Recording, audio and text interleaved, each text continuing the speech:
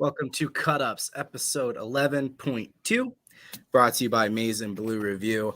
I am Trevor McCue, joined as always by Stephen Osentoski. Mr. Toski, how you doing tonight, buddy? Doing all right. Excited to get to the gut check of this game, right? The fourth quarter, the exciting part. I feel like we were just queuing up a lot of this game, and now it's time for the final haymakers, right, so to speak. So feeling good. Got through a lot last night. I think it was like 2 hours and change, about 400 people. So it's exciting stuff. I can understand why people wanted to experience it again, and we're not done. Yeah, this is going to be like one of your favorite movies, right? You can kind of just watch it over and over. Greatest hits, yeah. Yeah. So if you did miss last night, like Toski said, we covered the first three quarters and then into JJ's I don't need you, Trevor Keegan rushing touchdown early at the start of the fourth quarter. So that's kind of where we're going to be picking up here. Obviously, if you're watching us now live, thank you. Welcome. If you're watching us playback, make sure you subscribe, hit the notification bell so you get notifications when we do go live.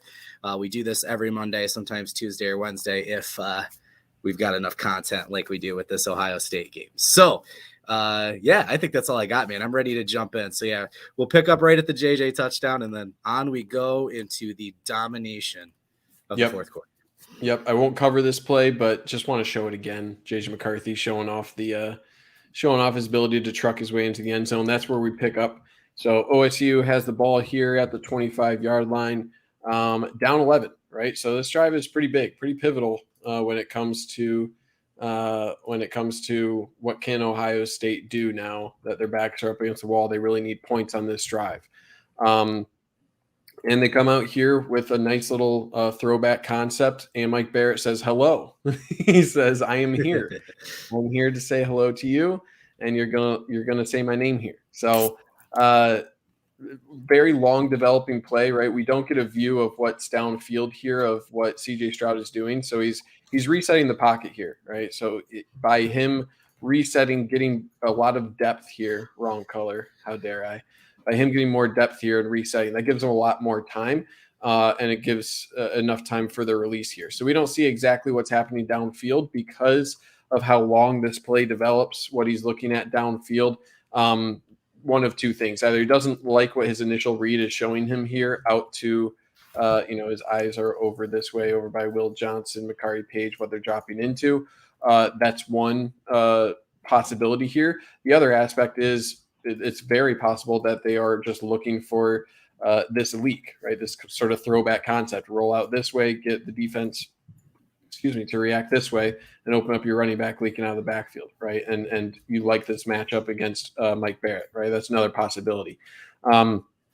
So it does seem like he comes off his first read. CJ Stroud comes off his first read to that side, looks backside here. There's likely a bracket going on here to the outside why this isn't thrown. You see a couple pump fakes here from CJ Stroud. He decides to dump off, and it's just really good recognition, right? I think a common occurrence that we've seen, at least in the past few games from our linebackers, is covering grass, right? And there's a big difference when you're in zone like this, especially for Mike Barrett, right? As soon as he recognizes, hey, this is my guy, and start running here, right? There's no need to stay out here and wait for him to cover field, anything like that. He's already looking back for the ball, right? You can go and commit to this right away. So I think there's been some issues in coverage earlier in the year with linebackers not really covering a body and more covering space. In this case, as soon as Mike Barrett recognizes, yep, this is my guy in this area, in this flat, he makes a very quick decision to go thump him and makes a huge hit. Right. This was called a completion. When we look at the replay here, it was actually incomplete. So the refs missed that, right? No way is that a catch, right? And no stretch of the imagination is that an actual catch. What's the upside of this? Keeps the clock running, right? If it's incomplete, it's the fourth quarter, you're up 11. I was hoping you had that in there. But the upside is, there's 13 minutes left, so does the clock really matter? I mean, I would argue when you're up 11, the more clock you can burn, the better. So this is just assignment football, right? This is taking a really good angle, understanding what this route is. Mike Barrett closing that gap, taking a perfect angle on that, and you give a lot of credit to the coverage downfield for forcing CJ Stroud to to go to the check down. So again, we don't get to see what happened on the back end with the defensive backs, but whatever CJ Stroud saw, he didn't like. And Mayan Williams here probably didn't like how that felt either. So just a good play. Yeah, no, you're 100% right. The first part of this year, the linebackers and pass coverage was something we picked on. And frankly, the coaches acknowledged and said that as much too, right? And there was some scheme adjustments we saw where they were kind of, I don't want to say calling it a problem, but they viewed it as something that they had to address. And on this play, you could make the argument that Junior Colson on Ibuka is the reason Stroud is turning off of that route. Mm-hmm. And then Michael Barrett's making just an awesome hit on the catch there. So both those players took huge strides in the second half of the year. Barrett, I mean, they're both tackling machines. They both have impacted the run game throughout the year. But this step they took in pass coverage, I mean, it's taken the defense to the next level. And what a great example in this one play. Yep. And this is, I mean, I'm almost 1,000% sure this is Marvin Harrison on the outside. Mm-hmm. So, I mean, this is really what I believe CJ Stroud was looking for, but you're dropping Rod Moore, and Exactly. as Michigan was all day of just bracketing that, right? Taking that over the top. So it's frustration for CJ Stroud, right? That's his guy, right? So when you go to the backside here, expecting that to be open, that initial movement, right? The more I think about it, the more the hope is that this pull, right, from 74 here, that takes your safety away from this, right? And that creates this one-on-one matchup with your stud wide receiver, because it didn't, right? And Rod Moore is playing sound football. He's getting over here, right? He recognizes this is the threat. This is what OSU wants to do. You take that away, and then it's to the check down, and Mike Barrett erases it. So really good play. And like you said, a lot of strides made from the linebackers overall when it comes to coverage like this. Can I get one more look at Morris's face, though? Oh, of course you can. Ooh, that looks like it hurt. Oh, my God. It's beautiful. All right. Gold.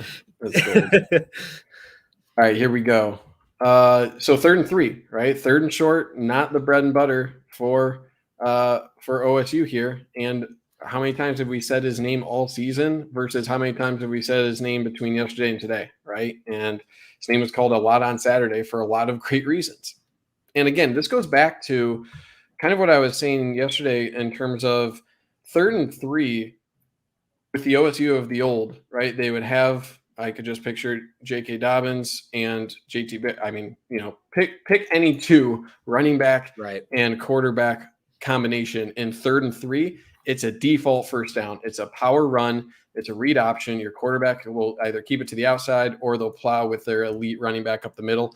That's just not their style here, right? So that allows Michigan, right? You got 4 guys here on the defensive line, right? I mean, you're looking at numbers here. If you're looking just at the box, right?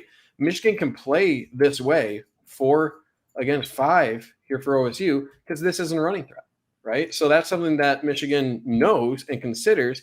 And they're understand this is going to be a pass because you're not even doing a true pass rush if you're Braden McGregor. He's just flying upfield. Right. So what does OSU like to do in a lot of these situations? They like do screens, they like do swings, right? They're not going to try to power their way on 3rd and 3. They're not going to attack the middle of your defense here. They're going to try to exploit the edges. Right, especially with this motion, they kind of telegraph this a little bit.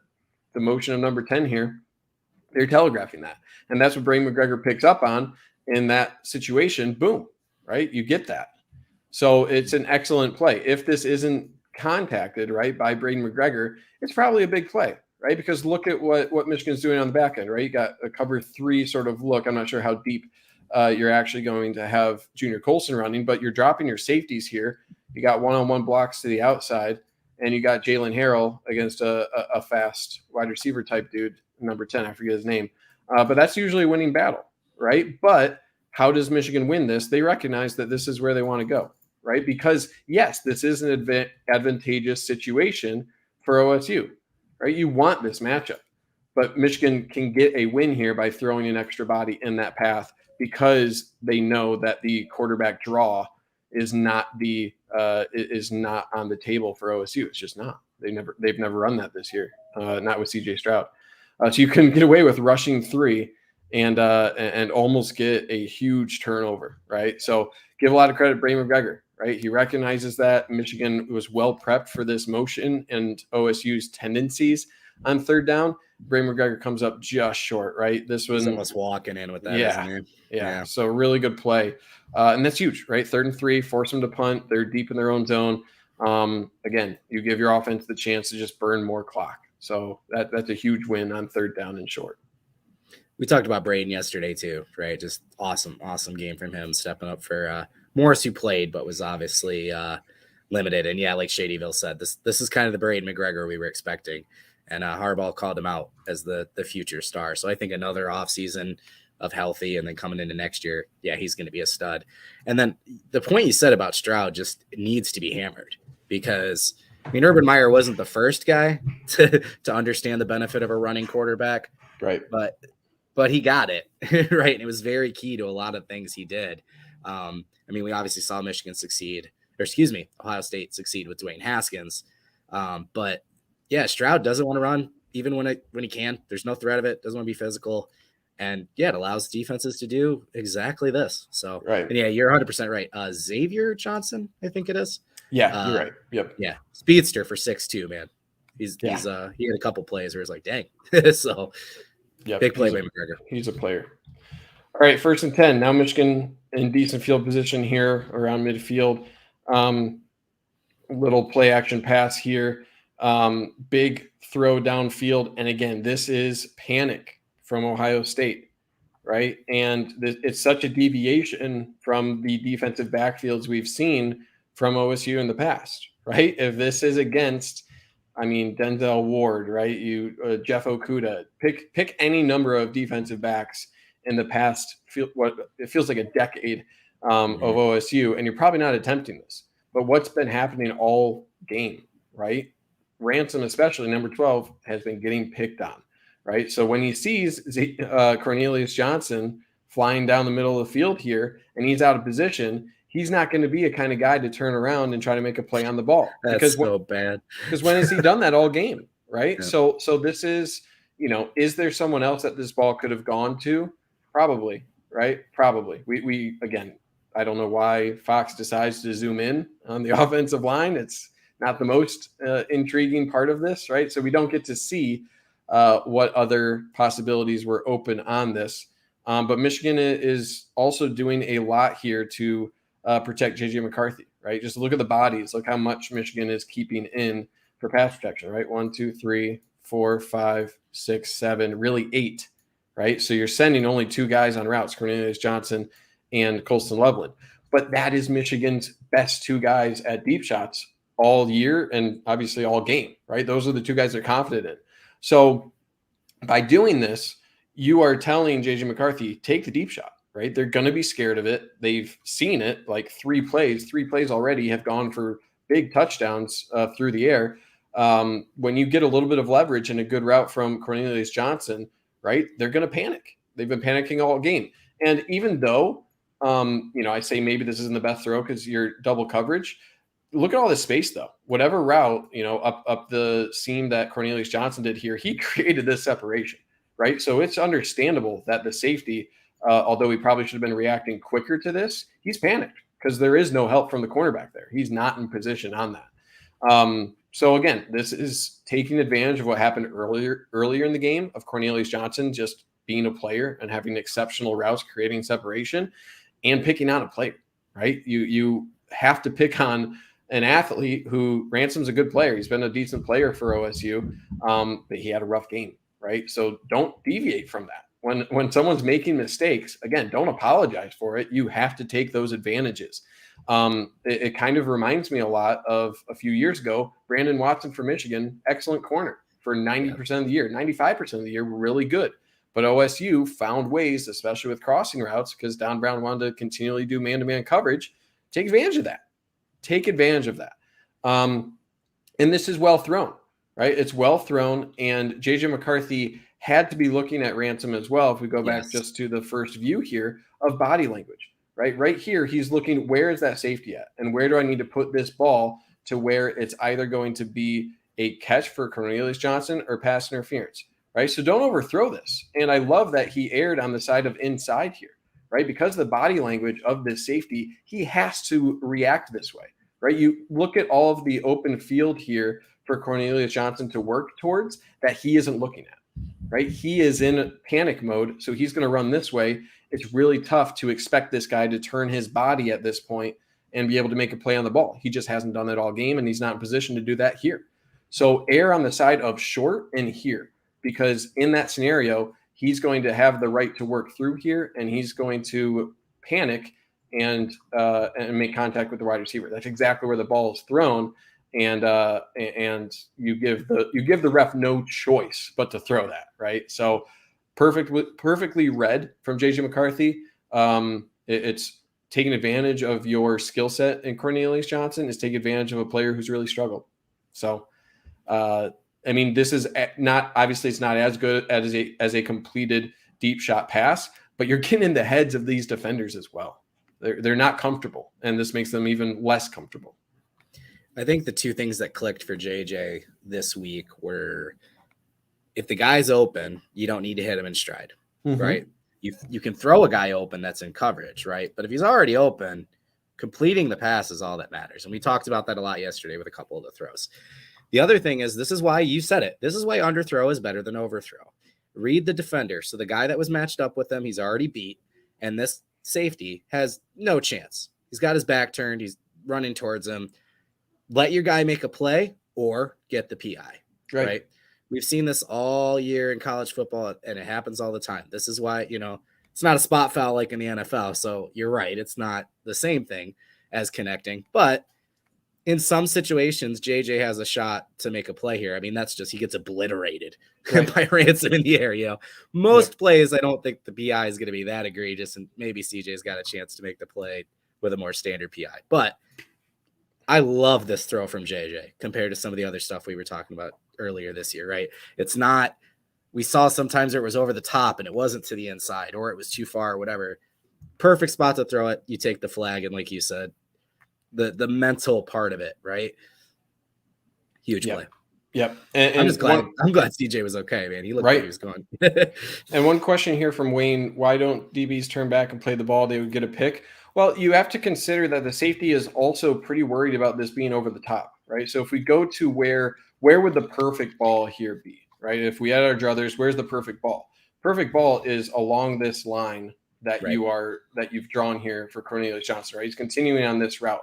That's a lot of ground, and the safety is thinking, I am going to need to put my hand through the arms of the wide receiver because that's the path this wide receiver is taking, right? So when you do turn around, it will detract your acceleration, right? So he's thinking this ball is going to be somewhere over here, and that's the path I need to take to then react for, if he's trying to go up for a pass over in this area, I'm going to have to be sprinting and make a play once he goes up in the air. The issue is it's a little short, right? So when the wide receiver is trying to work back towards the ball, guess what? Now you're in trouble because that ball was not where, it wasn't a perfectly thrown ball, but it was a catchable ball, and it was thrown to the point where the safety got caught, right? Safety was probably a little late reacting, so you're taking advantage of his lack of positioning on that play. So, I mean, if it's a truly elite safety, will he be able to turn around and make a play on that ball? Maybe, right? But that's still asking a ton when you're terrified that Cornelius Johnson is going to beat you over the top, because he already has, right? So you're trying to make up that ground. You're doing everything you can to make up that ground that Cornelius Johnson has already made up on you there. Yeah, that's the reasoning. And like I said, we can't see it because of the camera view, but he was probably in a full sprint for 20 yards already. 100% at that point. So, trying to slow up then and turn around and make a play might not have been as easy as, you would think. So now you're 3rd and 8 here. I think this play was to get into a better field goal position. Okay. So why do I say that? It's, 3rd and 8, you're up 11, a field goal gets you up by 2 total touchdowns.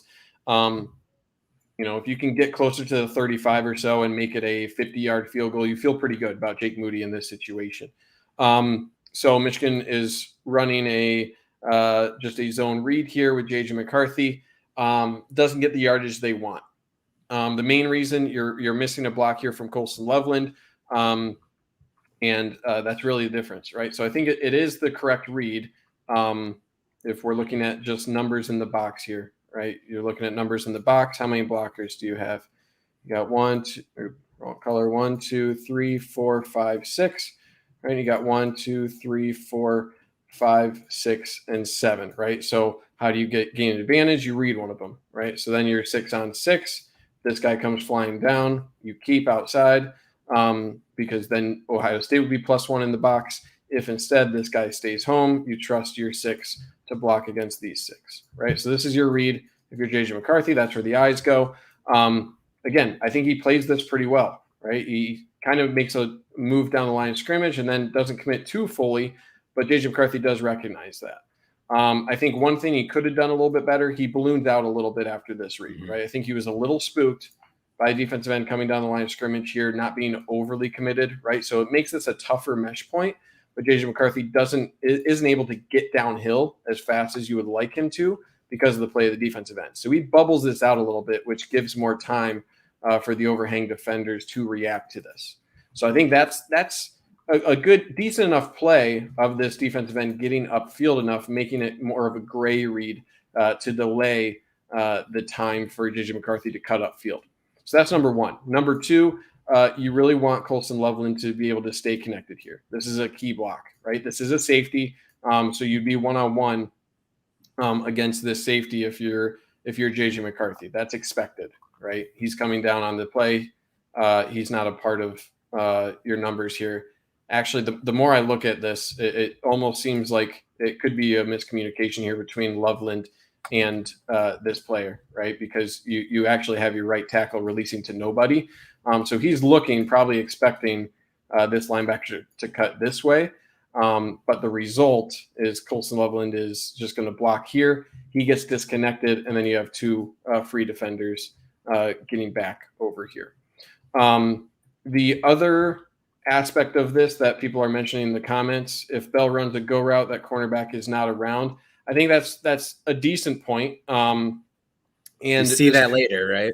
Right. And I also think this could be something where maybe you're looking to set that up later on. And what do I mean by that is if you run this play, right, and you're running your wide receiver to block like this, right, and you show this read and you're usually blocking with this, then what happens if Ronnie Bell comes out to look like he blocks and then releases, right? That's an additional wrinkle you can add to this, to where then it becomes almost like a triple option, right? Where you have the mesh point between the running back, you have the keep on the run, and then you can add the additional wrinkle of instead of blocking, he goes out, stutters like he's going to block, and then cuts down the field. So I think that's an additional case here of a wrinkle you can add to that. But again, you have to be careful about certain situations where linemen downfield, right? Of in that case, if it was a pass, you need to shift your block in there. So we're getting into the hypotheticals here, but this play got beat because mainly because Colson Loveland becomes disconnected from this defender, and as a result, he's able to react, stretch out the play, and then you lose leverage, right? So Ronnie Bell is doing a decent enough job. If Colson Loveland were staying connected and this guy isn't a part of that, right, you like this lane that you have for J.J. McCarthy. So that's the main issue, and it forces a longer field goal. So not the best. I think overall it was a decent read here, the right move. I think J.J. McCarthy could have taken a better angle and beat Zach Harrison around the edge, but overall that play's dead from just good defense, right? Give him credit for getting off that block. 22 and number 4, the corner, makes a shoestring tackle as well. Yeah, and we've talked a lot about creativity and tendency breakers, right? And this is an example of where Michigan went all in on tendency. So Ohio State made the right play, and then, following the film and just busted from the get-go. And it's also something I think Ohio State had a pretty good alignment here, where even though I think the read here, right, is correct to keep, right? His reaction to this is far enough down the line that you like J.J. McCarthy keeping around the outside. But based on the alignment of these two players here, you still got what you wanted play side, right? Where you have 1, 2, and then boom, you can drop off here, right? If this was an actual give, you got some space here because these defenders are overly playing the keep. So the read really is correct based on, the defensive end reaction to this play, but the alignment tips this a little bit in favor of the give to Donovan Edwards here, right? You got 3-on-3 play side here, and you're likely looking at a decent chunk through here, especially if you continue on to the safety, right? So that's an adjustment Ohio State probably did of saying, you know what, he's probably going to keep if you react like this. We're going to add some overhang defenders here and be able to have leverage to the right side of the field here to defend that. So I think that was a pretty good adjustment from Knowles to almost bait J.J. McCarthy into the keep here. And it worked for him. And you missed the field goal, and now it's Ohio State's ball again. 2nd and 7, we're looking here. Still down 11, some time off the clock, 9 minutes to go in the game. Little play action pass here. And another just excellent play from Rod Moore, who Rod Moore, I think, was only on the media honorable mention All Big Ten, which is a farce because Mike Sainristil also is only honorable All Big Ten as well, which is ridiculous. But you can't play this any better, right? You can't. I love the reaction of the defensive backs after. It's like, no, you almost had it. And think of just how great that is, right? They're playing this like it's their ball. There's a big difference between playing defense to break up a pass and playing defense to get the ball. And that's how you play this, right? So to make contact a half step before, right? Again, it's fine if you're playing the ball, right? There's a huge difference if Rod Moore is attacking the wide receiver instead of attacking the ball here and how this is officiated. He is attacking the point where this ball is coming in here. And he's being more aggressive, right? He is flying at that ball quicker and with more velocity than Marvin Harrison Jr. is. And that throws Marvin Harrison off just a little bit. But Rod Moore beats him to the ball, just flat out beats him there and almost comes away with the pick. It's never going to get called. Never going to get called because the defense has just as much right to the ball as the offense. This is why you double team Marvin Harrison, and that's why the eyes for Rod Moore are looking exactly for this route.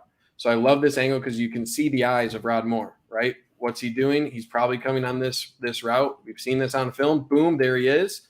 He's making his cut, and look at the eyes of Rod Moore. Boom, immediately turn to the quarterback, right? As soon as he realized this is the route that Marvin Harrison Jr. is doing, then you start reacting. Go to that point, right? Take that angle. You know the angle of this route is going, and you can play the ball at that point. Trust the coaching, trust the routes that you've seen on film, and make a play on the ball. It's your ball, right? So it's excellent. It's really excellent coverage, and there's no wasted movement. I think that's something that I've seen continually on film from the defensive backs. The technique compared to the Ohio State defensive backs is night and day. There's no wasted movements from these defensive backs. They're aligned appropriately. Their eyes are excellent, and they're reacting to the ball extremely well and playing the ball instead of playing the wide receiver. Yeah, so I am the president of the Jay Harbaugh fan club, right? This dude has dealt with, I mean, if you want to talk about the original hire, nepotism, blah, blah, blah, fine, okay? But he's coached tight ends, running backs. He's got the best special teams in the unit, or special teams unit in the country. Oh, you want me to coach safeties? Sure. I'm going to turn Makari Page's career around. I'm going to make Rod Moore. I can't talk tonight. I'm going to make Rod Moore a 3-star freshman into the next Dax Hill, right? Like, it's just, and I mean, Clinkscale obviously deserves a ton of credit, but what that secondary has become so quickly is just a game changer for Michigan. And Minter is defensive back based as well, right? That was the big difference between him and McDonald, was more secondary based pass coverage sacks and turning those type of plays into turnovers, which we saw a little bit more this year. But I mean, that's closer than a lot of the plays we saw in the past, right? He's making the right play. He almost picks it off. That's not like a, oh my God, how did you drop an interception? That's just a great play that you hope you come up with, but you're not mad if you, I mean, they're mad that they didn't, right? But that's just a great play, man. Right. And I actually really like this reaction for the defensive backs. It's not like, oh, what a great play. They want more, right? They're such upset. A good point. They're upset that they didn't get the pick. They saw that as an opportunity. All these guys are like, oh, you almost had that, right? So you're not just happy that you caused an incompletion. You want the ball. So I really like that reaction where they know, right? They had it, and they want to play a little bit better. There's one point I want to make here. Wayne Walton, great back end play, was excellent, especially with pass rush not getting home. Pass rush was getting enough. Okay, so Mozzie Smith here, right? He's one-on-one here, and the running back is also trying to help a little. He gets over a little bit late, right? So you're only rushing 4, you're keeping in 5, 6 really with the running back chipping there. And Mozzie Smith, you don't necessarily call this like a hurry, right? But CJ Stroud can't be feeling comfortable again with a refrigerator running at you, right? So that's something to consider. They were still winning, right? You're not getting the immediate pass rush that a guy like Aiden Hutchinson, David Ojabo are getting last year, but you're still making your presence known, right? That's an extra step or two away, but he sees that in his path, right? So there's just a little bit of discomfort there I would expect from CJ Stroud with that kind of pressure. So, I mean, those are like little things, right? From the defense of just getting enough little pressure there continually on a 4-man rush with 6 to protect. Defensive backs not being happy just with an excellent play like this, but wanting the ball, right? Those things instill a lot of confidence in your defense over and over again. Okay, so that sets up 3rd and 7, right? So big play here. Again, 8:45 left to go. And this is, a good play and one of the few that I think Mike Sainristil got beat, right? So, again, seeing a lot of praises of Mike Sainristil, but Ohio State still has some stars out there, right? So this one is just a really good throw, and Mike Sainristil, I think, was probably a little bit late out of his back pedal, right? Give credit there. Give credit, able to find the open area and get a huge chunk here. So this is a really good view of it overall. Michigan running a stunt that's a little bit choppy, right? If we're looking at the defensive line here, they're attempting to run Junior Colson here and then loop around. There's a little bit of contact between these two players made. So pass rush isn't really able to get there, right? They run into each other, not really clean, and Mozzie Smith's not able to get home, right? So that's number one. Number two, again, because you're playing your safety overhanging here, right? Because you're playing, I believe this is Marvin Harrison Jr. on the outside here, because you're playing this, right? And this is the threat, right? You're keeping your safety over the top of this. CJ Stroud, right? You can talk about some of his, he doesn't run and maybe under pressure he's not the best, but he can recognize coverages, and he's pretty damn good at that. So recognizing the safety play and how they're continually leaving the guy over the top, especially for this Marvin Harrison on the outside here, that's going to open up the seam here, right? There's a big area here that's going to be open up because of that, and Mike Sainristil doesn't have a whole lot of help there as a result, right? So that's a really good ball, right? That's on the money, in stride, and right where it has to be. So again, if we go to the other angle here, does Mike Sainristil play this pretty well, right? He's lined up inside because of that, because he understands he doesn't have the inside help of the safety, so he's trying to take that away a little bit. I think he's probably a little late in flipping those hips, but again, this is asking a lot of Mike Sainristil. There's a lot of open grass that he has to cover here, and he just gets a little bit too disconnected.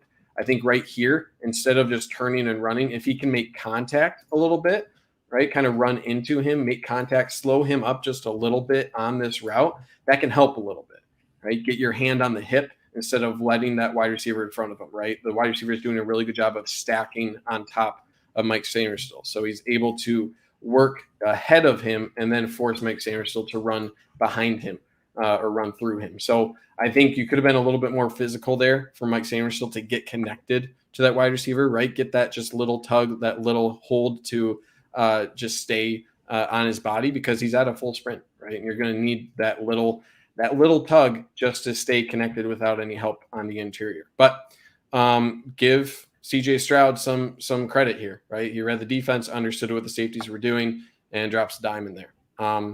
They're going to get you, right? You can't hold back Ohio State all game, especially against a quarterback who has some pretty exceptional defensive reading capabilities like CJ Stroud.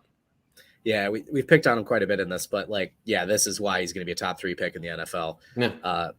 How quick he recognizes these things and makes adjustments, because when he's making the decision to throw, Sainer still is on his hip. You're right. He doesn't do enough to stay there, but when he starts to throw, he's there. And we talked earlier about throwing a guy open or just making the throw when he's already open. This is throwing a guy open. Yep. And it's, a beautiful throw. He doesn't maintain, the post there. He throws them a little bit more vertical to take Sainer still out of the play. So, yeah, if we're going to pick on the guy, fine. But yeah, that's NFL throw and it's money. Yep, absolutely. So now you're set up, right? Now you're in the red zone. And again, Michigan's been really good in the red zone. Redemption. And Ohio State, right, facing 3rd and 4 here. All right, little play action, another kind of against the grain sort of throw. And Mike Sainer still, you talk about the last 10 years, probably longer than that. I can't pick a better defensive play than this one. This is a huge, instead of 7 points, 3-point swing. And, give a lot of credit to Chris Jenkins for getting pressure here, right? So that forces this throw to be more of a looping ball, right? So if we look at just the pressure here from Chris Jenkins, he does a really good job here, right? He does a really good job disengaging. That's a really good tackle that he's doing this to, right? That's the guard, excuse me. But he also just flat out beats him, right? He's getting held there a little bit too. But he just works his way through that and forces this back foot throw, right? So any velocity, right? If there is any chance for velocity on this throw right here to Stover, right? That's a touchdown. If he's able to step into this throw or he doesn't have to back up, he's able to get a lot more power onto this throw, and there's no chance that that's not completed, right, with that much space. But because of Chris Jenkins, right, because he beat this, because he's forcing C.J. Stroud to back up, you're forcing this sort of jump pass, right? And you're just not going to be able to get the velocity.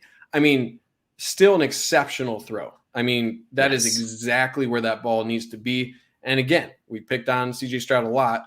That is an insane pass. To drop that in the bucket exactly where it needs to be, that's insane, right? He's jumping when he throws that ball. But then you got Mike Sainer still, right? And it is just his makeup speed to get there, right, is just really good. I don't know exactly what the coverage here is, because looking at how Will Johnson is playing that, it seems like he's passing this off, right? So you have this sort of crossing pattern happening here, and looking at Will Johnson, it seems like he's passing his crosser over, right? It seems like he's passing that off. So my expectation here is they're playing some form of zone, and Will Johnson would have been responsible for picking this back up, right? Because you have R.J. Moten here to pick up this crossing route. It seems like, based on this play, that Will Johnson was supposed to pick up Stover on any sort of cross here, right? So I don't think that this is Sainer still's cover right here. I don't think this is exactly what he's supposed to do. He's supposed to have help, especially because, now you see Will Johnson. Yeah, he's kind of reacting to that. He kind of got beat, right? He got there. I don't think he was playing that appropriately. So I think the additional aspect of this as well is you see this kind of called out, right? I think that's DJ Turner calling out that, hey, this is coming, right? He's recognizing that and calling that out so that you have the reaction here, because he is recognizing that he's going to get this crossing route coming his way, right? So I think that's why you have this point and that going on. And this is just an exceptional play from Mike Sainer still to recognize that. And at the time of the throw, right, this is about to be thrown right here. There's a good 3-4 yards of separation. But Sainer still gets on his horse. And again, technique. He redirects, right? If we go back here, he redirects. Right here, he's all about making up ground. Then he recognizes where the ball is going and says, okay, I need to redirect. Where is this? Where do I need to jump and where do I need to redirect to? Boom, redirects. And then doesn't panic, right? Usually you would see someone probably go for the body of the tight end in this. He says, my chance is the ball, and he plays the ball. And, goosebumps, right? It's just ridiculous. I was kind of with Mr. Martini here watching. I thought for sure this was 6. How can you not, right? How do you expect, 5'10", 5'11", Mike Sainer still against a 6'4" tight end to make this play? right? And this is the only way you make that play. You don't, coming from a trailing position, making up this much ground, you don't make this play by getting your body into Stover here, right? It's a big tight end. You make this by identifying the hands, where the ball is, and playing that expertly. It's an expert play, and I love the reaction of these guys. They can't believe it. I couldn't either. And again, it's just excellent technique, right? Mike Sainristil never took his eyes off of where the ball is going, right? Look at the hands. That's where the money is, right? That's where this play is being made, at the hands. Identify those, react at the right time, and put it in the lure, right? However you pronounce it. That's art, right? That is one of the best football plays that you'll ever see, right? And when you go through historic Michigan football plays, this picture right here, that's going to be up there, because this such a huge momentum shift, because Ohio State is not comfortable in 3rd and short, 4th and short, right? They feel more comfortable kicking the field goal here. So that's a huge swing, right? From an 11-point game to now it'll be an 8-point game instead of a potential 3-point game. That's massive. So between the Cornelius Johnson hitch turned into a touchdown, early on in the game, kind of opening up the offense, and this play, those are your 2 plays of the game on either side of the ball. I would say this one was bigger just because it's in the 4th quarter, right? And crunch time. You can't play it any better than that. And again, having a converted wide receiver, first year as a defensive back, being able to play with this good technique is a testament to coaching, but also a huge testament to Mike Sainristil. Ridiculous. Yeah, that's Steve Clinkscale drill every week right there. He tweeted something similar. Like he's like a proud dad with that play right there. Oh my gosh. Do you have Slack on your computer? I do. All right, I sent you the picture.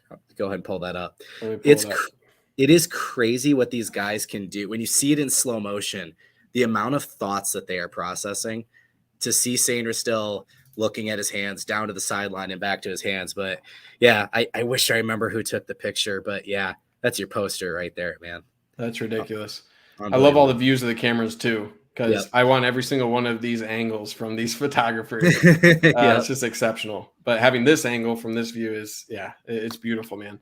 It's going to go down in history, that play. And for Sainristil, who's been excellent all year, to then put it all together in this sort of performance, and after a play, right? We've kind of talked about where certain players, you can get down after giving up a big gain, right? He gave up that big pass to Ibuka, right? Not necessarily his all his fault on that. It's just a good play, but you can get in your head, right? Or you can come back and make a giant play, right? So it's just ridiculous. So, just beautiful. Yeah, I watched this play about 100,000 times, and I'll never get tired of it, because it's that good of a play. Those montages they do on Fox before the game starts, and you see Desmond and Charles and whatever, that play will be in those montages for the next 10 years. Yep. I also really, really love in the background here, you have the hands going up for I think that's Ibuka in the background there, the wide receiver for OSU. He also thinks it's a touchdown. So did the whole. I never noticed that. Did. Yeah. Yep. So yeah, man. Can't play it any better than that. Defensive play of the game, 100%. I would argue it's probably the play of the game overall. And again, don't want to necessarily get into the feelings ball, but you had him, right? Yeah, it's part of it, man. You're looking at it right now. You had it, and that is a huge deflation. You had what you want. It's an excellent throw. He's coming down with that catch 100%, except guess what? There's a kid from Massachusetts who is starting first year on defense. He's going to make that play. So that's, aside from the obvious 4-point difference, one sideline is celebrating, and it's the one that just gave up points. Exactly. Right? It's part of it, man. Momentum is a real thing, and the morale and the feelings, it's part of it. Like we talked about yesterday with the fake punt play that wasn't to be, right? That not only did you not execute and miss the opportunity, but it's just more mental. And we've talked about the soft thing again, right? Right. When you're a team that maybe isn't as disciplined and you don't want to lose again after last year, and you've got the pressure on you because that was kind of the difference. Michigan was playing with house money really in this game after last year, right? So those plays start to add up. You're looking up at the scoreboard going, there is no way this is going to happen again. And then Michigan comes out and puts a sword in you. Yep, absolutely. All right, here we go. Michigan then takes over 31-23. And again, you're like, okay, Michigan has the ball here. I included this whole clip. I wish I could play the audio of this. But if you remember from the broadcast, this is why you brought in Jim Knowles. Jim Knowles was brought in for this moment to get a big stop late in the game. This is where you make your money if you're Jim Knowles. He needs to dial something up here and really get a giant stop for the Buckeyes. He literally stopped saying that right now. And then you have Donovan Edwards ripping off. Step away 1 second, Toski. What's that? I just got to step away 1 second. Oh, go for it. And I mean, it's just exceptional, right? You're talking about how important he was to bring into the program. And then guess what? This is what you get, right? This is why you brought him to the Buckeyes. This is why he's here. And wet fart, right? I mean, I could not have brought the broadcast any better. And it's a thing of beauty. It's a thing of beauty. I'm really sad we don't get a better angle of this. At least I don't think there was. Let me double check. I'm going to copy and paste. I'm going to do it live. I thought we had an end zone angle of this. Let me see if there is. I thought for sure there was. There is. Okay. So I just totally missed it on my initial cutting. So let me do this real quick and we'll get the actual end zone angle. We're doing it live. All right, here we go. So why did this play happen, right? What happened here?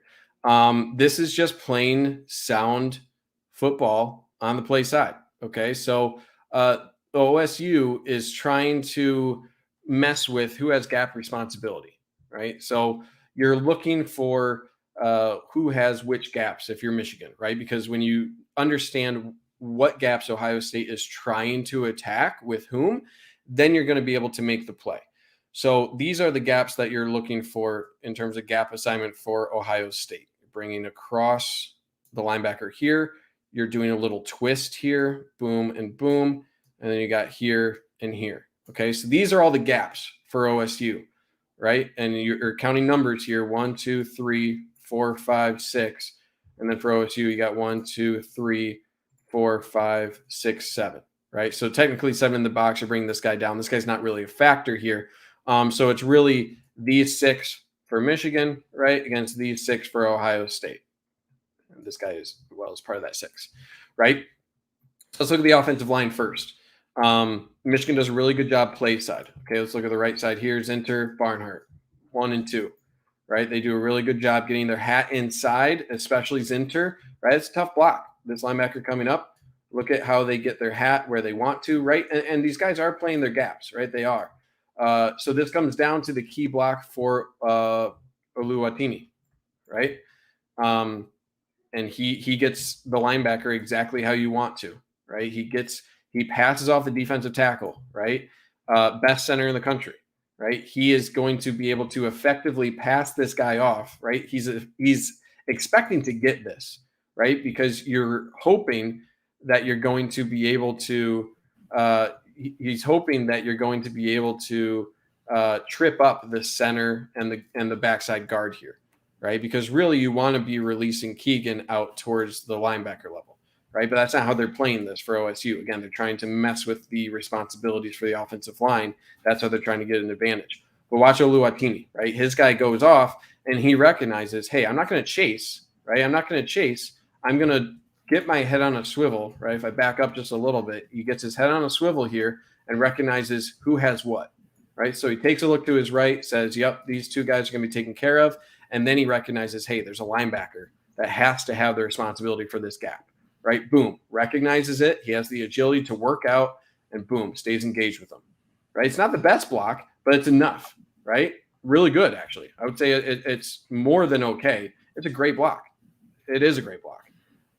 And Keegan and Hayes backside do their job, right? Keegan, who was expecting to get to the second level, that changed, right? That defensive lineman moved over into your gap and you adjust on the fly, right? So I don't know why Ohio State is testing the future Remington winner in Oluwatimi, right? You really want to mess with that guy when it comes to playing sound gap football on the offensive line? I don't know, right? I don't know why, but that's what they were trying to do here. So that gets, right, all those blocks are executed really well. You got that gap formed for Donovan Edwards. Let's shift to the other view here. Now he's there. What happened to the other side, right? Crack block. So this is just, again, taking advantage of the defense being terrified of Donovan Edwards, right? You're terrified of him. Or I'm sorry, Cornelius Johnson, right? He's been burning you all game. So are you really going to have your cornerback with his eyes in the backfield against a guy who has just burned your defensive backfield all day long, right? Not really. You're going to want to stick with that guy because you've seen what the offense has done with them all game. And the ability of having that threat of Cornelius Johnson doing that all game, that's going to force a cornerback to follow. And that also takes away the angle for your safety. Again, who is it? Number 12, Ransom, right? He's probably in his head as well. So it's hard for him to get eyes on this, right? His eyes are probably a little bit taken away from this as well. So he's probably struggling to figure out exactly what angle he needs to take here because of this crack block, right? You don't necessarily need to get there to Cornelius Johnson. It helps, and he tries to get there, but the damage is already done. And then it just comes down to, right, what kind of athlete are you? You're in a track race, right? You're in a track race. You have an angle to take. He has a house call to make, and you're not going to be able to beat him. You're not going to beat him there. And I love it's such a subtle little couple of things that Donovan Edwards does that makes him great, right? That makes him really great. There's just a little bit of I wouldn't say like a stutter here, but he just does a little bit of gas off here, and then he picks it up. He kicks it into another gear. And just that little look inside and just a little subtle redirect. Look inside right here. He steps up a little bit and then he really steps on it.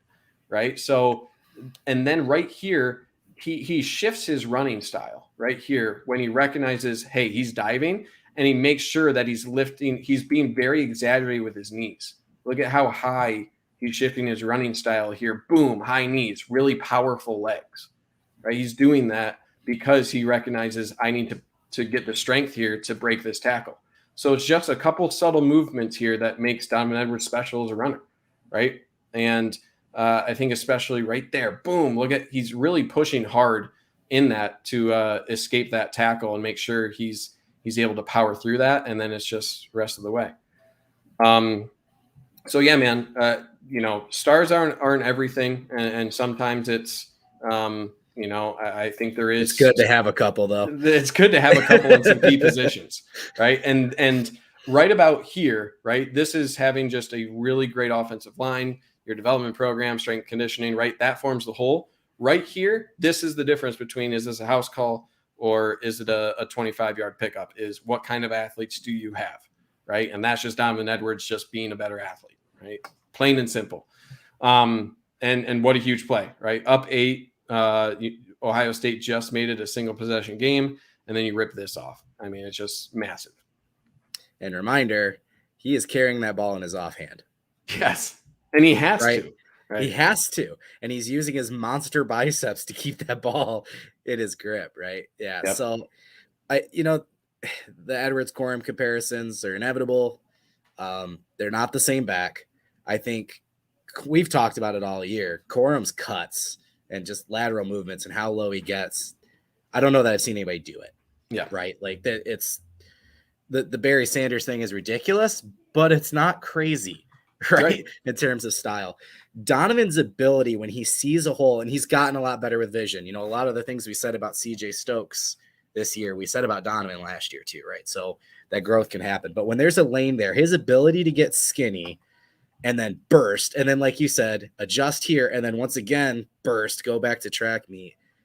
I mean, we're probably going to be talking about another Heisman front runner next year, because Edwards is a massive home run hitter. You throw in the passing game. I mean, he could get, if healthy, 500, 600 receiving yards too, right?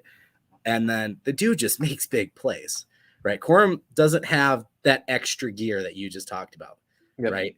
Corum probably gets caught here. It'd be tough. It'd be close. It'd be close.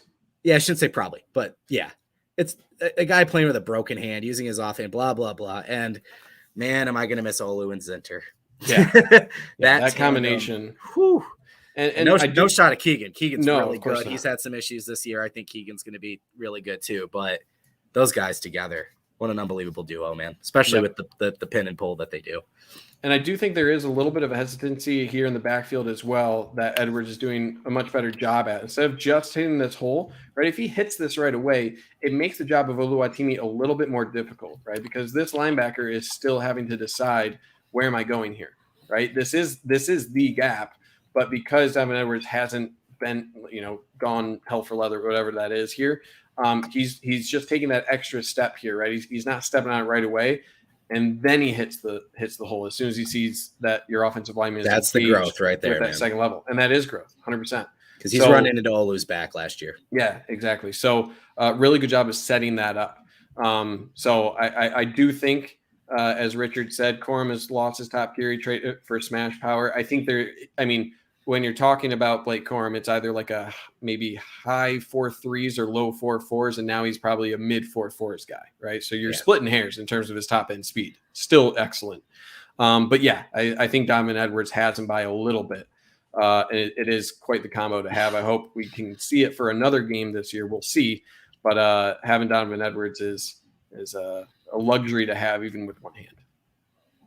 All right, let's get into it. I cut out a lot of the space between here and the 20 because Michigan was given a lot to Ohio State here. And then again, once you're in the red zone, it's clamps time, right? And this was all about burning clock for Michigan this entire drive. You want 7-8 yards? Fine, we'll give you that. And now you're down under 5 minutes. Michigan was confident they'd be able to hold up pretty well in the red zone. And again, whose name are we calling out here? Mike Sainristil, right? And people wanted a flag on this. I think Ohio State fans were just mad, but where's the arm for Mike Sainristil, right? You'll usually see this called if you have an arm wrapped around the wide receiver. You can see the right hand here for Mike Sainristil. That's inside here, right? He's not wrapped around. He's, again, playing the ball.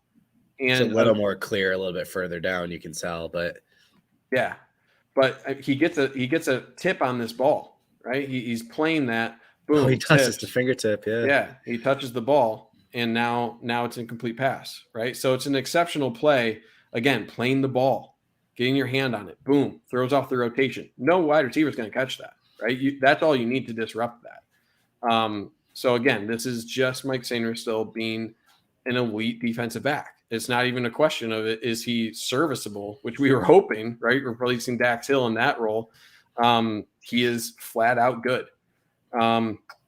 So it's a really good job. And I think he does do a little bit right here. I think there's probably something subtle, right? Because this is a similar sort of route, right? You don't have any help on the inside here for Mike Sainristil, right? You're on your own on this sort of slant route. And I think Michigan, again, recognized the safety over the top here, right? You're trying to take away, I believe this is Marvin Harrison Jr. up here, right? You're trying to take this away. So you're not going to have safety help, right? But I think Mike Sainristil does a lot better job right here, right at the top of the route. He makes a little bit of contact here. Not a whole lot, but just a little bit, right? You can see that right arm, I think, does a little bit right there. Probably just a little bit of a grab. But he let go. That's what you got to do. But he lets go. That's the thing. If you hold on there, if you hold on to that hip, you're in trouble. And it's going to get called 100% of the time. Even if you don't think it should, but he releases, right? You can see that flash right there, the flash of the right arm. It comes off, right? It comes off. And he didn't do enough here to displace the wide receiver, just enough to stay connected. It's really subtle, right? And this is, if you love it or hate it, this is what the elite guys do. That's what you have to do as an elite defensive back. Just tiny little tugs like that, right? And the way you get caught is by sustaining that contact, just making that boom, just a little yank, just a little touch. It's rarely going to get called, and that's the difference between a touchdown or not a touchdown. So it's elite play. That's what it is. Yeah, because in all actuality, you could have your arm there, not tug, and get the call just from the perception of seeing that right arm wrapped around the hip. Right. And then the idea that you used leverage to get forward. So doing it the way he did, I mean, it's class, man. It's unreal. And like we saw in the Stover play too, he good with his hips here. And then instead of trying to run with him, he gets inside again. Right. Yep. And adjusts to the ball. Right. That's the biggest thing, is he adjusts to the ball, but he makes up those. I don't know how he does it. He's not what is he? 5'10", 5'11"? Yep. Those big strides he takes to get caught up. I mean, the picture you showed of Stover, how wide his legs were spread for him to get to that play. Right. He's crazy athletic, man. It's just, I loved the experiment, but I don't think in our wildest dreams we thought Mike Sainristil was going to be this good. No, man, but this is what Michigan wanted, right? They trusted Mike Sainristil in this situation. This is the number 2 guy for OSU. Mm-hmm. And I mean, you watch Marvin Harrison at the top of your screen and we move forward here. There's no option, right? I mean, you are essentially triple covering him right here. Boom, boom, and boom, right? You're not even an option to go to Marvin Harrison Jr., right? And that's the gamble Michigan took. They said, you know what? We trust our guy in Mike Sainristil. We trust this. Look at all this open field. We trust Mike Sainristil will be able to cover Ohio State's second guy. And that was the right move because CJ Stroud isn't even looking, right? They recognize, hey, that is not going to be an option. It's going to be probably a pick if we try to throw that because they're just overhanging 2 additional defenders. So it's ridiculous that it worked out this well. And I mean, yes, he was defensive back in high school, but to make that conversion. I would say this keeps coming up. He was recruited as a defensive back. Don Brown wanted him on the defensive side of the ball. And then when he got there, the offense stole him, right? So saying that, he didn't have 3 years of coaching on the defensive side of the ball in college. So yep. I know he played in high school, but still ridiculous. He's going to be an NFL pick now. Like yes. That's what we're talking about here. So huge jump. Yep. 3rd and 10 here. Big play, and you need to stop, right? You need to stop. And guess who comes up big? Rayshawn Benny and Taylor Upshaw, right? Rayshawn Benny able to disconnect. Just like everyone thought. Yeah. Yeah. You say those 2 names are going to be the guys who make a difference late in the game. And I'll call you a crazy person, right? But also look at the guys who are on the field. You got Derek Moore, you got Mason Graham. Mm-hmm. I mean, you got the young guys out here, and you're dropping Taylor Upshaw into coverage. It's wild. I mean, this defense was insane this entire second half. But what is one of the best attributes of Rayshawn Benny here? His lateral quickness. So he recognizes this gap, right? Instead of continuing to work upfield, makes a really heady play and cuts this off, right? And give a lot of credit to the coverage as well, right? Whatever Stroud is looking at over here, right? You don't have a lot of options here. This is a very well bracketed. Again, you're bracketing Marvin Harrison Jr. with Taylor Upshaw at the top. So there's nothing that CJ Stroud likes, right? So he's taking off here. In reality, probably should dump this off. It's 4-down territory anyway. Pick up your 5 yards, live to see another down, right? But he doesn't. He doesn't see that. And Rayshawn Benny makes him pay, right? He gets off that block. There's that lateral quickness, really fast for a defensive tackle. Makes a really good play here. And only now does CJ Stroud say, oh, crap, probably should have shown or made a throw here to my running back. And because of that contact, I mean, I don't know how Taylor Upshaw comes up with this, right? A lot of people say offensive linemen, defensive linemen are some of the best athletes on the field. There's some credence to that, right? That's a really tough play for Taylor Upshaw, who's sprinting back to this play to be able to make that.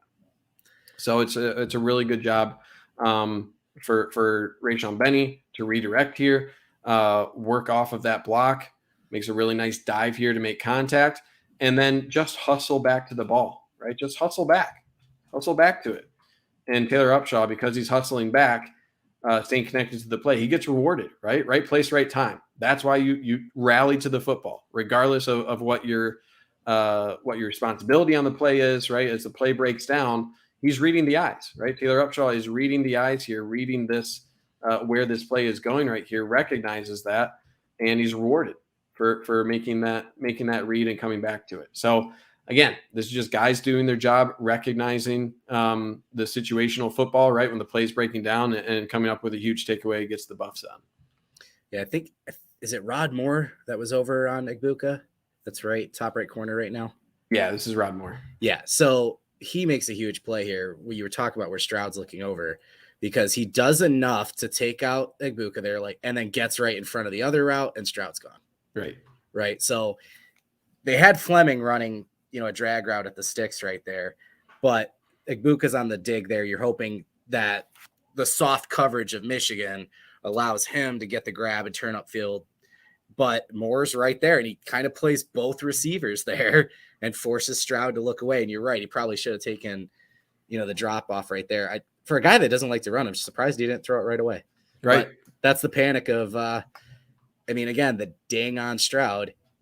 He sees Mason Graham and Derek Moore, and he runs. Right. And that's what causes the rest of it. And this is a play you make when you're desperate and you're down. And it's the tides have turned. How many times have we seen Michigan do that? Right. Yep. The tides have churned and turned and all sorts of topsy-turvy if you're an OSU fan. How the tables. Wait, how's it? How the turntable. the turntables. It's not funny if I don't do it right. Hey, it's still funny. All right, here we go. If you don't like, what was it, 75-yard touchdown, can I interest you in an 85-yard touchdown? Because that's what we got here out of Donovan Edwards. And if the previous run wasn't impressive, this one is exceptional. And I included the wave for J.J. McCarthy because that was awesome too. One of the best blocks of the year, without a doubt. So again, I've seen a bunch of people, and it's admittedly OSU fans, of saying like, well, if you take away all the explosives for Michigan, right? They held them on all the other plays. Ohio State's playing this. They have to make a gamble here, right? You're down 2 possessions. You have to make a gamble. You have to commit a bunch of bodies here to the run, right? Look at all the bodies here. You got to do it. And Ohio State, for all the talent they have, they don't play sound football.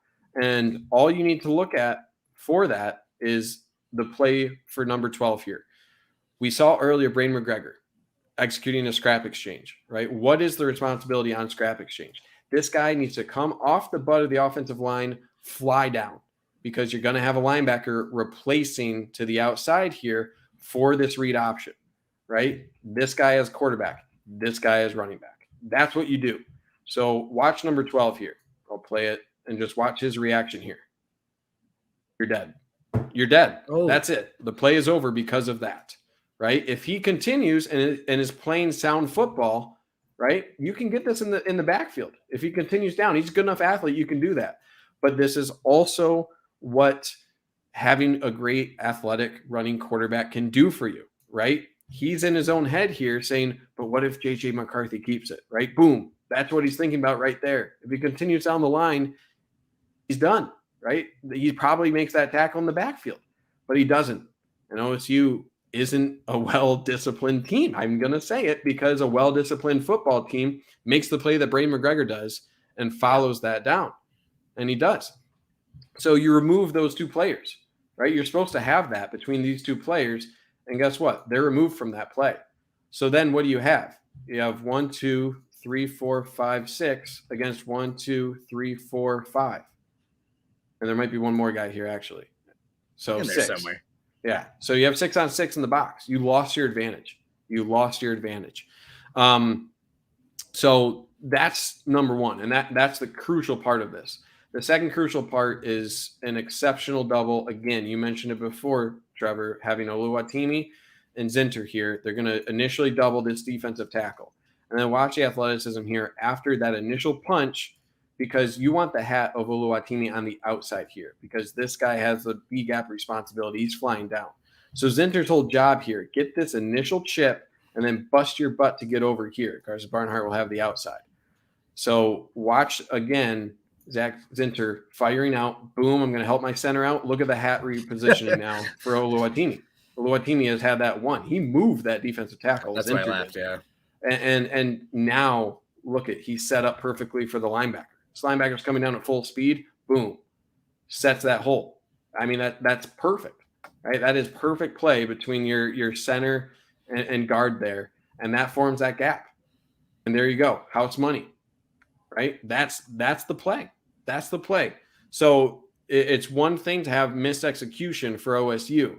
But with their talent and with their defense, they're usually winning blocks against 95% of the rest of their schedule, right? Against Michigan State, Penn State, everyone else, they're usually going to be winning those battles, but not against Michigan, not against this offensive line, right? They're not winning those battles. So when you have one piece of misexecution there on that scrap exchange of your defensive end not firing down the line of scrimmage like he's supposed to, you get an 85-yard touchdown. You can't afford to make those mistakes against Michigan because they're going to execute the rest of their blocks expertly, as you saw here. So that's it, man. That's all it takes, and that's the dagger.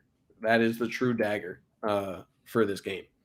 So it took a while, but the run game showed up eventually, right? And what was it, 160? I mean, it was 240 something yards total, 160 between these two plays, and that's it. Yeah, I mean, that's the narrative Ohio State fans are going with now, right? It's just 5 plays. And back to the script flipping. What did we say after Penn State in 2019, right? What did we say after Ohio State in 2018 and 2019, right?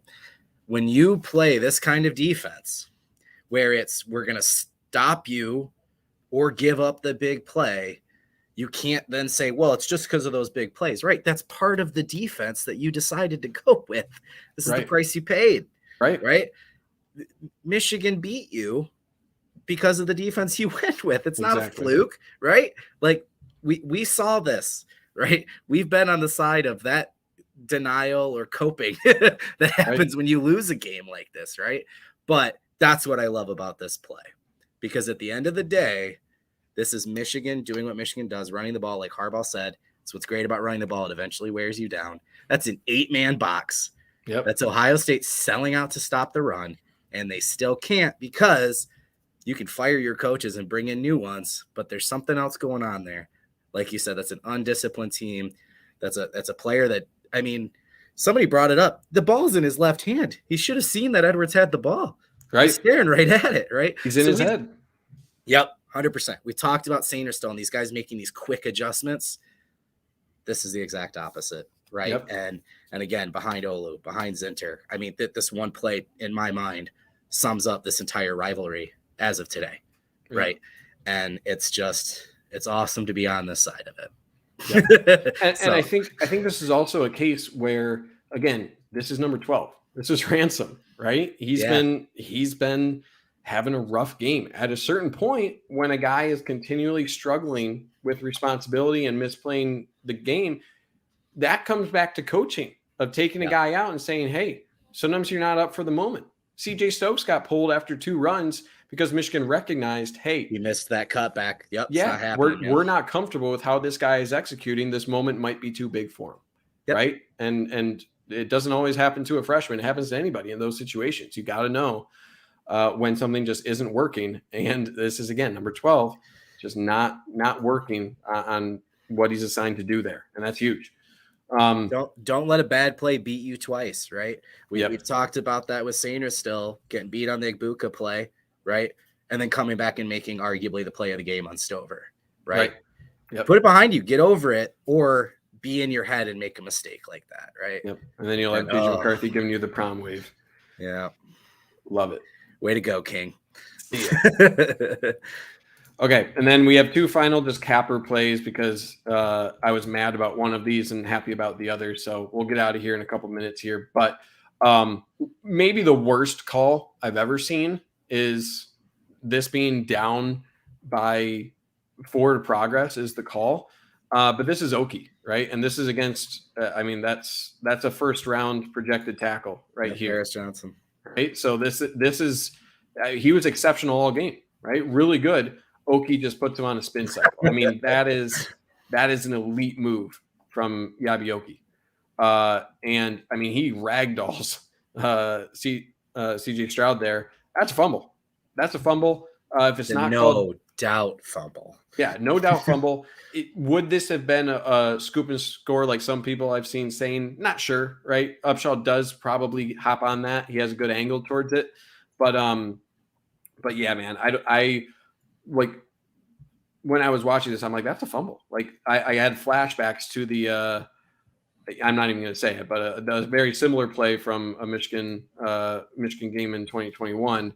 Where I was like, this is a fumble. This one's even less of a doubt of a fumble here. So I don't know why they called it this way, but I wanted to call this out just because they blew it dead way too early. Yeah. And they know that if you say he was stopped because of forward progress, you can't review it. But why say that?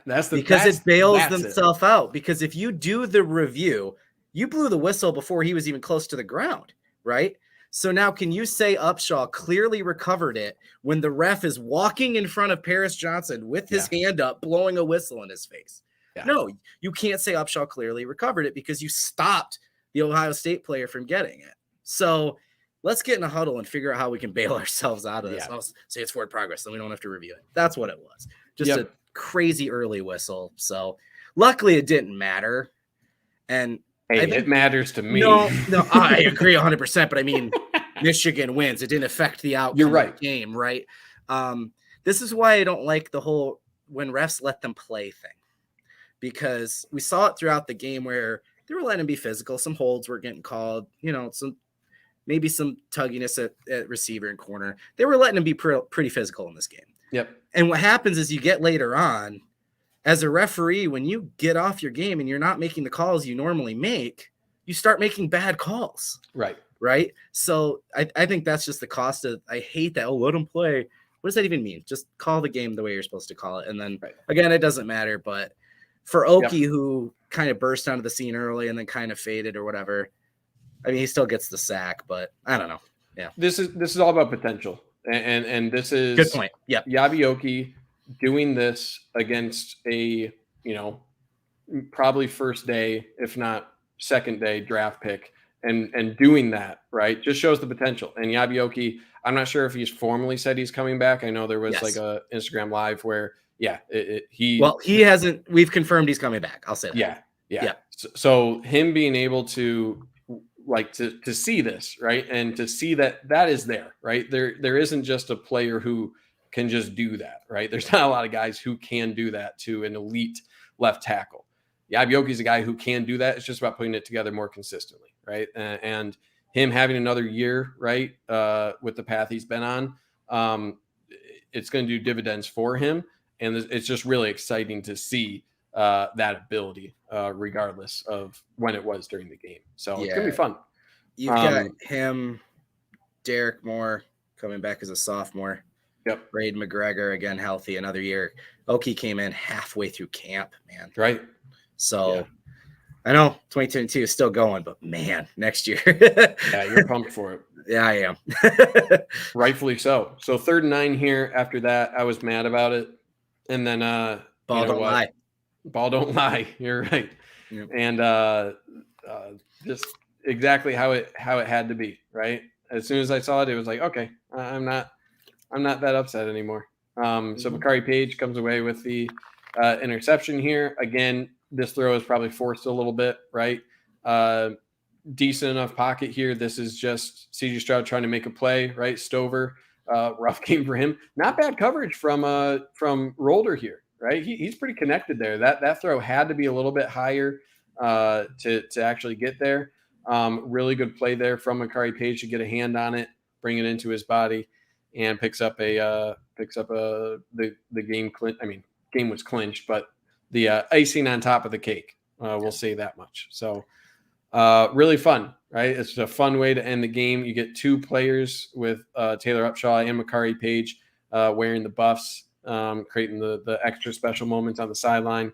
Really fun way to end the game. Yeah. And again, those are just speaking of Michigan's culture. Those are a couple guys that I don't want to say roller coaster, but there's been highs and lows, and not getting. I mean, Makari Page was thrown into a terrible situation in 2020. Yeah. And then, could have transferred. Who knows? 2021, he gets skipped by the guy standing right next to him, Rod Moore. Yep. And he's arguably the 4th safety coming into this year, and he takes Milton's job. And for a good part of the year, he was Michigan's best safety. Yep. Right. So you just got to love this team and the way they play as a team. And there's Will Johnson, freshman, arguably at times Michigan's best secondary guy. I mean, it's just Rolder, another freshman. It's Harrell, another guy, best game, just all over the field. This is a great team win. And last year was just kind of a relief thing, right? And this win, I've seen a couple people say it. This rivalry, except for the 10-year war, right, has runs. Okay. Yep. And Ohio State's had their run, and hopefully we'll see. This feels like the start of one for Michigan when you talk about what they did in this game and what looks like's coming in the future. Burying them in the fourth quarter in their house like this. This might be Michigan's best win. I don't want to say period, but it's up there, man. It's up there. It's up there. And I do think as far as the defense, it's really cool to see a guy like Rolder, a guy like Will Johnson, Mason Graham, Kenneth Grant got in there, Derek Moore.